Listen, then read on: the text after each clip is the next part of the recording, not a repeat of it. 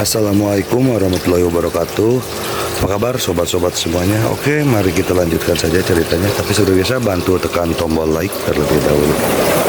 Bab 799. Tim Chu datang tembakan artileri yang terus-menerus membakar seluruh gunung Kon Heng. Sekilas, burung-burung aneh yang tak terhitung jumlahnya mengeluarkan suara melengking dan terbang. Tampak sangat ganas. Beberapa bahkan memiliki api di sayap mereka. Di bawah rangsangan api yang menyengat, mereka mengeluarkan ratapan dan bergegas menuju kelompok Brahma. Mereka pun sangat marah. Melawan. Seluruh dunia terpusat pada pertempuran untuk melenyapkan burung aneh itu. Kelompok Brahma sudah dalam keadaan siaga tinggi. Mereka memiliki senjata modern dan pedang tajam di tangan mereka. Bagi beberapa orang kuat, pedang panjang di tangan mereka bisa lebih kuat daripada senjata api dan peluru artileri, terutama saat kawanan burung aneh mendekat dan pertempuran jarak dekat diperlukan. Saraman dengan tegas memerintahkan, "Bunuh!" Grup Brahma diberangkatkan. Mata banyak orang memperlihatkan aura yang amat berapi-api. Baik itu grup Brahma maupun Biro Operasi Khusus, semuanya adalah departemen tersembunyi yang kuat. Secara umum, orang-orang biasa tidak menyadari keberadaan mereka, apalagi kemampuan bertarungnya. Mulai malam ini, seluruh dunia akan dikejutkan oleh kekuatan grup Brahma. Ledakan, peluru artileri tidak berhenti dan terus membombardir Gunung Zuyeng. Ada banyak aura tersembunyi di dekat Gunung Kon Heng, dan Salaman mengetahuinya, tetapi dia mengabaikannya. Di momen yang tengah menjadi pusat perhatian dunia ini, wajar saja jika mata-mata dari berbagai negara, pejuang suatu negara, dan lain sebagainya datang mendekat. Salaman tiba-tiba mengerutkan kening, mengangkat kepalanya dan melihat sekeliling. Setelah beberapa saat, dia memberi perintah dengan suara pelan, "Perhatikan orang-orang di sekitarmu. Jika ada yang terlihat seperti pengintai, segera laporkan padaku." Para pengintai belum muncul di perbatasan, dan Salaman tiba-tiba memikirkan kemungkinan lain. Para pengintai belum pergi sama sekali. Mungkin saat ini, ia berada di dekat Gunung Zuyeng. Kita harus menangkap mereka. Ketika Salaman memikirkan penghinaan Sevsky tadi, dia menggertakkan giginya karena kebencian. Dalam pertempuran malam ini, dia adalah panglima tertinggi dan harus menunjukkan kepada dunia betapa dahsyatnya kekuatan grup Brahma. Salaman memang benar dalam tebakannya. Para pengintai benar-benar telah tiba di dekat Gunung Kon Heng, dan itu terjadi sebelum Sevsky muncul. Salaman, panglima tertinggi grup Brahma malam ini, benar-benar tidak manusiawi. Situ Jing mengerutkan kening. Mereka berada jauh dan menggunakan teropong khusus untuk mengamati tindakan Salaman. Ketika Sevsky muncul tadi, mereka juga melihatnya, tetapi mereka tidak dapat mendengar percakapan mereka. Tetapi mereka dapat menebak arti umumnya. Di balik kelompok Brahma, sebenarnya ada bayangan Biro Vulkan. Jiang Yingtao mengerti dan sedikit mengangkat sudut mulutnya. Biro Vulkan merupakan pasukan yang terkenal di dunia, tetapi hanya sedikit kemunduran yang mereka alami disebabkan oleh Biro Operasi Khusus. Dapat dikatakan bahwa Biro Vulkan menganggap Biro Operasi Khusus sebagai musuh bebuyutannya. Tidak heran kelompok Brahma mengerahkan begitu banyak pasukan di dekat Gunung Kon Heng malam ini. Ternyata mereka mendapat bantuan dari Biro Dewa Api. Jiang Yingtao berkata, jika kita baru saja memasuki Gunung Qiangla dengan gegabah, musuh yang kita hadapi pasti berasal dari Biro Dewa Api. Sekarang saya bahkan menduga bahwa Biro Vulkan berada di balik insiden burung aneh itu. Kalau tidak, grup Brahma mungkin tidak akan berani menantang Biro Operasi Khusus dengan gegabah. Saya telah melihat informasi tentang pria yang baru saja muncul. Xiao Feng berkata dengan sungguh-sungguh, Sevsky adalah pemimpin tingkat S dari kelompok operasi khusus genetik Biro Vulkan. Pria ini sangat kuat. Posisinya di Biro Vulkan setidaknya setara dengan 3 pahlawan Truman dari Biro Operasi Khusus. Ekspresi orang lain juga menjadi serius. 3 Truman mewakili kekuatan tempur terkuat di Skynet Hall, Biro Operasi Khusus. Ini juga berarti bahwa Biro Vulkan punya motif tersembunyi kali ini. Mengirim orang sekuat itu ke sini mungkin bukan hanya untuk membunuh para pengintai ini. Saya akan segera melaporkan berita ini kepada Direktur Chu, kata Jiang Yingtao dengan tegas. Munculnya Sevsky berarti mereka tidak mampu lagi bersaing dengan seseorang yang tingkat kekuatannya sama.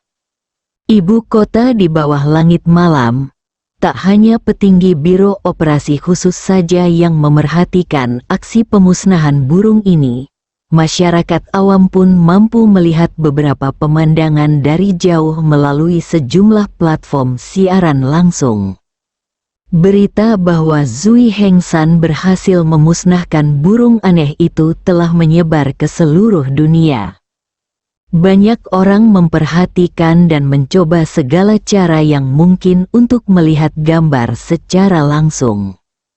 3 kata, Zui Hengshan, bahkan menduduki puncak pencarian tren, menekan popularitas bintang tertentu yang akan menggelar konser. Gerbang keluarga Chu Chen dipanggil oleh Chu Kaiping saat sedang tidur. Untungnya, saya baru saja selesai berlatih. Chu Chen berjalan memasuki paviliun, dan pemandangan pemboman Gunung Zuiheng muncul di layar laptop di depan Chu Kaiping. Ini benar-benar pemandangan yang besar, kata Chu Chen, paman kedua. Apakah ada sesuatu yang terjadi? Apakah kakak tahu dan yang lainnya sudah kembali? Garis perbatasan diblokir, dan diduga bahwa tim perang khusus genetik dari Biro Vulkan muncul. Jiang Yingtao dan yang lainnya terpaksa mundur, dan mereka kembali ke Gunung Konheng. Ekspresi Chu Kaiping serius. Murid Chu Chen mengecil. Biro Dewa Api, apa latar belakang mereka? Chu Kaiping mengklik sebuah foto, dan itu adalah Sevsky. Ada juga perkenalan pribadi tentang Sevsky. Chu Chen melihatnya sekilas dan mendapatkan sebuah ide dalam benaknya. Lalu bertanya, apakah mereka sangat kuat? Seorang pemimpin tim perang khusus genetik tingkat S hampir setara dengan salah satu tokoh paling kuat di Biro Vulkan. Chu Kaiping berkata, kekuatannya, jika diukur dari ranah prajurit, itu adalah ranah aura. Ekspresi Chu Chen berubah. Bukannya dia takut pada Sevsky yang berada di alam nafas. Tapi, dengan kekuatan Jiang Yingtao dan yang lainnya, menghadapi alam nafas, itu pasti akan menjadi situasi hidup dan mati. Jika tidak terjadi hal yang tidak terduga, tim perang khusus genetika dari Biro Vulkan akan menjaga perbatasan, menunggu pengintai kita pulang dengan kemenangan. Chu Kaiping menatap Chu Chen. Untungnya, Jiang Yingtao dengan tegas mundur. Tetapi sekarang, mereka berisiko terekspos kapan saja. Saya mengerti. Chu Chen berdiri, Paman kedua, buatlah pengaturan. Saya akan segera pergi. Sekali lagi, kami bergegas untuk menyelamatkan. Pada saat yang sama, Chu Chen dapat sepenuhnya merasakan ketegangan situasi saat ini. Benar-benar tidak ada orang yang menganggur di seluruh biro operasi khusus. Setiap orang memiliki misi. Sebelum tidur, aku pikir tidak akan ada masalah besar dengan insiden burung aneh itu. Tetapi tanpa diduga, kemunculan biro vulkan membuat situasi kembali tegang. Di tengah hutan lebat di tengah malam, ponsel Jiang Yingtao bergetar. Pesan dari Chu Chen, lindungi dirimu, aku akan segera ke sana. Senyum muncul di wajah Jiang Yingtao. Hatiku yang tadinya menggantung di udara, akhirnya menjadi rileks setelah mendengar beberapa kata itu. Pada saat yang sama, Jiang Yingtao juga memberitahu yang lain kabar baik, Kapten Chu akan datang. Bab 800 pesawat pribadi Tuan Muda, benarkah? Mata Xiao Feng berbinar. Di mata Xiao Feng, Tim Chu adalah legenda yang tak terkalahkan. Sekarang tim mereka menghadapi krisis yang belum pernah terjadi sebelumnya dan dapat diburu oleh Biro Vulkan kapan saja. Namun, jika Tim Chu tiba, mereka akan memiliki harapan untuk pulang. Situ Jing juga gembira. Itu hebat. Qiu Ziguo juga berasal dari Assault Group 9, dan dia sangat bersemangat saat ini. Kapten tim operasi khusus yang datang untuk mendukung mereka malam ini, He Xiaochun, tercengang saat ini dan tidak dapat menahan diri untuk bertanya, siapa Tim Chu yang kamu bicarakan? Nelayan senior dari Istana Skynet, wajah Xiao Feng tersenyum. Kau seharusnya sudah mendengar tentang operasi tanah terlarang di kota Chan. Operasi tanah terlarang diatur dan dikomandoi oleh nelayan senior sendiri, menyapu bersih 3 kelompok tentara bayaran utama. Selain itu, menghadapi tantangan dari banyak jagoan tinju dari Amerika Selatan dan negara-negara lain, nelayan senior seorang diri mengalahkan kerumunan dan menghancurkan mereka. Dan juga, mata Xiao Feng membara, dan dia dengan cepat menceritakan momen-momen penting Chu Chen berulang-ulang. Akhirnya, ketika Xiao Feng menyebut nama Chu Chen dan memberitahunya bahwa Chu Chen baru berusia 23 tahun, He Xiaochun benar-benar terkejut. Di usianya yang baru 23 tahun, dia sudah menjadi legenda. Hidupnya benar-benar terlalu memberontak. Ada satu hal lagi, Jiang Yingtao tersenyum tipis. Setelah Chu Chen tiba di tempat bencana semut berbisa mutan di Qiandi, dia hanya butuh waktu setengah hari untuk membasmi semut berbisa mutan yang mengerikan itu, menyelamatkan nyawa dan keselamatan harta benda penduduk desa di Siwan Dasan. Hebat, He Xiaochun berseru. Truman layak menjadi tulang punggung Biro Operasi Khusus. Audio Di depan milik ada Software Truman Tri, Channel. menjaga Skynet, dan di belakang ada Chu Chen, bintang yang sedang naik daun dan bakat yang dapat melindungi negara. He Xiaochun dengan tulus mengaguminya di dalam hatinya dan pada saat yang sama, dia tidak sabar untuk bertemu Chu Chen. Setelah mengetahui berita kedatangan Chu Chen, semua orang merasa jauh lebih santai. Mulai sekarang, kita harus lebih memperhatikan penyembunyian. Jiang Yingtao melihat sekeliling, ada beberapa orang di sekitar sini yang identitasnya tidak diketahui, dan mereka semua memperhatikan kampanye pemusnahan burung di Gunung Konheng. Kelompok Brahma dan Biro Vulkan pasti akan mencoba segala cara untuk menemukan kita. Sebelum Chu Chen tiba, kita tidak boleh terbongkar dan menimbulkan masalah bagi Chu Chen. Semua orang mengangguk. Mereka tidak tinggal di satu tempat sepanjang waktu, dan segera berpindah di bawah naungan malam. Pada saat ini, Chu Chen sudah berangkat. Setelah menerima perintah, Chu Chen naik pesawat ke Tibet sendirian.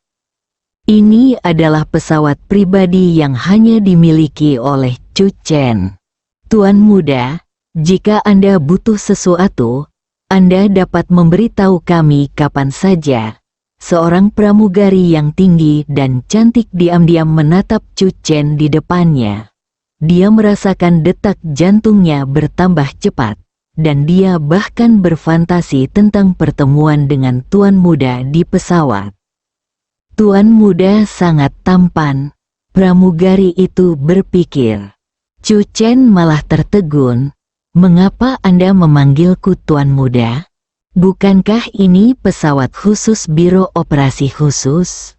Tuan, ini adalah pesawat pribadi yang hanya milik Anda, jawab pramugari itu. Kami, kru, ada di sini untuk melayani Anda sendiri. Setelah pramugari menjelaskannya, Chu Chen segera mengerti.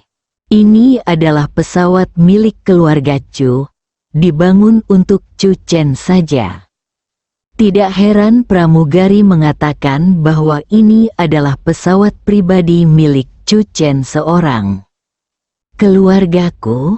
Apakah mereka benar-benar sekaya itu? Chu Chen melihat bagian dalam pesawat yang sangat mewah. Kemudian dia melihat pramugari di sebelahnya. Dengan mata besar berkaca-kaca, Chu Chen yakin bahwa jika dia membutuhkan layanan, pramugari ini akan benar-benar memberikan layanan apapun. Aku mengerti, kata Chu Chen. Kamu istirahat dulu. Aku juga ingin memejamkan mata dan beristirahat sebentar. Ya, Tuan. Ketika pramugari itu berbalik, raut kekecewaan tak terelakkan terpancar di matanya. Dia selalu percaya diri dengan penampilannya. Sebagai pramugari pesawat pribadi tuan muda, dia dipilih dengan cermat. Penampilannya tidak termasuk bintang wanita kebanyakan. Dan dia sangat percaya diri dengan bentuk tubuhnya sehingga tidak ada pria yang tidak tertarik padanya. Tetapi tuan muda itu bahkan tidak berminat untuk mengatakan beberapa patah kata lagi padanya. Dia benar-benar layak menjadi pewaris tunggal keluarga Chu. Tingkat tekad seperti ini bukanlah sesuatu yang dimiliki orang biasa. Pramugari itu mendesah pelan. Chu Chen tidak menyangka pramugari itu punya begitu banyak pikiran di benaknya. Dia ingin pramugari itu pergi karena dia ingin memanfaatkan waktu di pesawat untuk melatih kultivasi spiritualnya. Pramugari hanya akan memengaruhi kecepatan latihannya. Saat dia mengeluarkan batu tulis Dewa Merah dari Changtian Bei, Chu Chen tidak dapat menahan diri untuk sekali lagi mengagumi keajaiban Changtian Bei. Jika dia tidak memiliki Changtian Bei, dia harus membawa lempengan batu seberat 1000 pon ini di punggungnya sepanjang waktu, yang sangat merepotkan. Jiwa perlahan menyelimuti batu tulis suci merah, dan segera mulai bergerak melalui lapisan kabut. Saat bepergian melewati kabut, beberapa partikel cahaya misterius mendekati jiwanya dan kemudian diserap. Bagi jiwa Chu Chen, proses ini adalah semacam kultivasi dan peningkatan yang mantap. Tak lama kemudian, seperti terakhir kali, Chu Chen melihat gunung 100.000 dari 2000 tahun lalu. Guntur datang. Kali ini, Chu Chen sudah siap secara mental. Benar saja, terjadilah ledakan keras yang mengguncang bumi. Sebuah gunung diratakan, asap tebal mengepul. Jiwa Chu Chen sekali lagi merasa seperti ditusuk jarum dan ditarik keluar dari Red Divine Slate.